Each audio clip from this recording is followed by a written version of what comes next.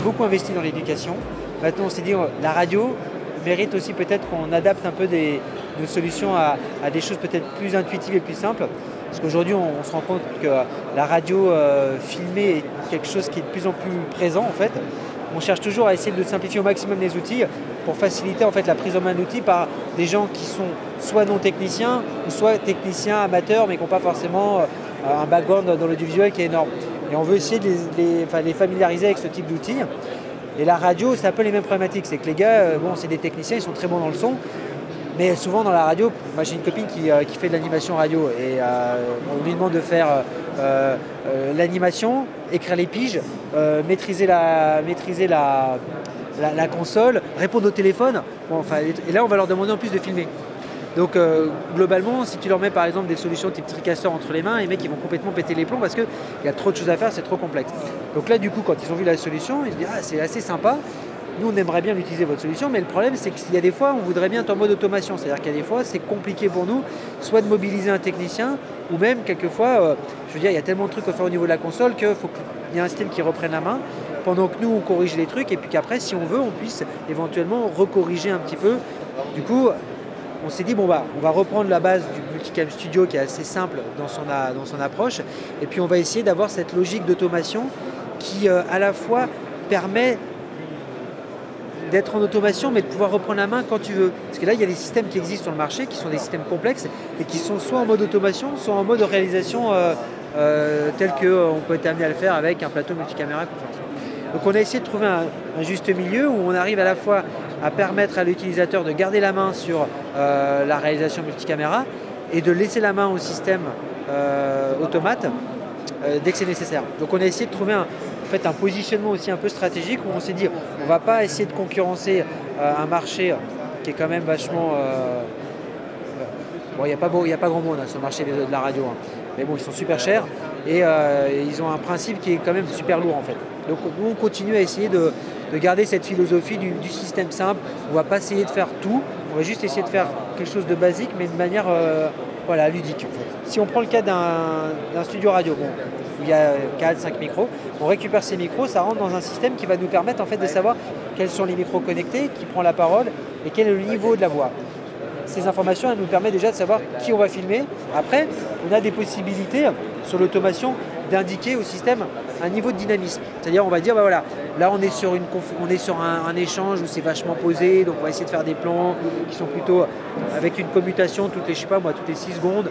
Et puis on va être sur des événements où on va avoir besoin d'avoir une commutation plus rapide.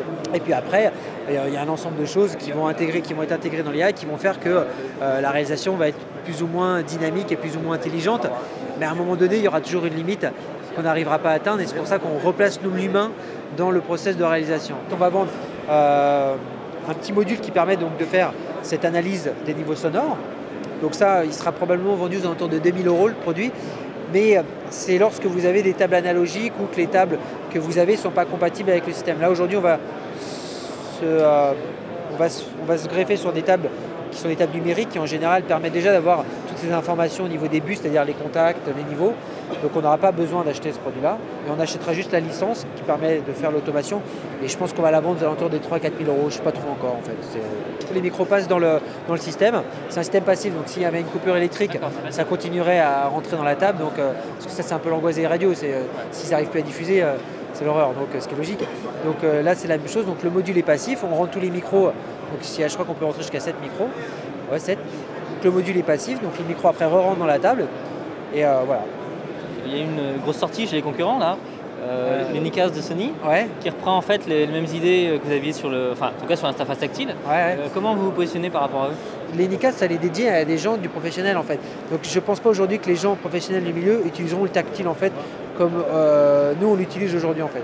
Je pense que c'est juste une question d'usage en fait. Ça sera très difficile de convertir des gens du broadcast qui sont des spécialistes de l'image à de la tactilisation. Ce qui pour nous est beaucoup plus facile puisque là, dans un premier temps, on s'adresse à des non-professionnels. Après, si les professionnels l'utilisent, tant mieux. Mais en général, nous, quand on n'utilise pas le tactile. On a des reports de commandes, des choses qui font qu'on est beaucoup plus réactif. Mais à un moment donné, utiliser le tactile dans ces solutions-là, c'est très agréable pour commencer à familiariser avec l'outil. Mais à un moment donné, le tactile devient un frein en fait.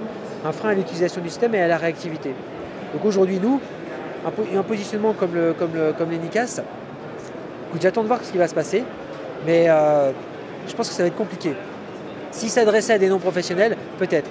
Mais comme leur cible, en termes de tarifs et en termes d'utilisateurs, c'est les professionnels de l'audiovisuel, ça va me paraître un peu compliqué en fait. Surtout qu'à côté, tu as un TriCaster qui est quand même un produit qui est quand même assez puissant, qui est même très puissant, même quelquefois trop puissant. Je sais pas. Moi, je pense que ça va être très compliqué pour eux. J'ai vu il y a pas longtemps que Blackmagic aussi avait des solutions sur ce type de prestations. T'as regardé ces choses-là par exemple? Ouais, j'ai regardé. Je pense que tu parles de Latem ou de choses comme ça en fait. Ouais, des produits comme ça.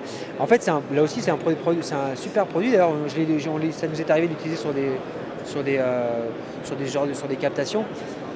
Après, c'est là encore une fois, ça c'est des produits qui s'adressent à des mecs du milieu qui vont les intégrer dans des process particuliers, qui vont même quelquefois développer des petits modules pour pouvoir les personnaliser. Ce qui est génial avec Blackmagic, c'est la personnalisation des outils en fait. C'est que si tu développes un petit peu et que tu personnalises, tu peux te faire un peu, je sais pas, ta petite régie dans ta contrainte à toi.